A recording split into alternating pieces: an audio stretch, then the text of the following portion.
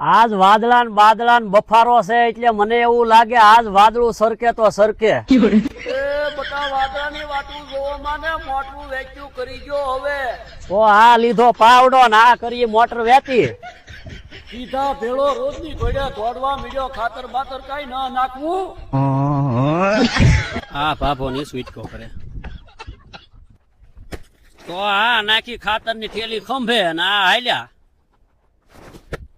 અને આ પાથરી પછેડી અને પછી એન ઓપન ધીસ થેલી અને હવે જોઈજો હું કંડિયા માલી કાકીડા કાઢવી મારી નાખ. એલા ઈ ક્યું ખાતર છે કઈ ડીએપી નાખજે. અરે હવે ઈ ઓરિયા ડીએપી ભૂલી જાવ આપડા પાકનું સંપૂર્ણ ભાણું આમાં આવી જાય. તો બીજું ક્યું નાખી.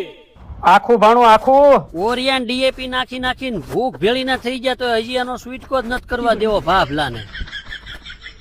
આ છે મિત્રો એગ્રીકોન કંપનીનું કાલા કીટ અને આ એગ્રીકોન કંપની મિત્રો ઓછામાં ઓછી 48 વર્ષથી કાર્યરત છે અને આની અંદર બધી પ્રકારના ખાતર અને કેમિકલ બને છે અને તમે જોઈ જુઓ કે આ કાલા કીટની અંદર લગભગ ઓછામાં ઓછા 9 પ્રકારના પોષક તત્વો વાળા ખાતરો આની અંદર નીકળે છે અને આ બધા એક હારે મિક્સ કરીને નાખી દેવાના એટલે જમીનની અંદર કોઈ પણ પ્રકારનો કોઈ પણ પોષક તત્વ ઘટતો હોય એ બધો ટોટલ તમને પરફેક્ટલી પૂરો પાડે અને કાલા કીટ બેગમાંથી 2.5 થી 3 વીઘામાં તમે આ નાખી શકો. તો મિત્રો તમે જાણો છો કે આપણે અત્યારે ઓરિયા અને ડીએપી બધું નાખીને એક ફળદુસ્ત કરી નાખી જમીન અને એકનું એક જ ખાતર નાખી એટલે એ જમીન છે હબખે થઈ ગઈ છે.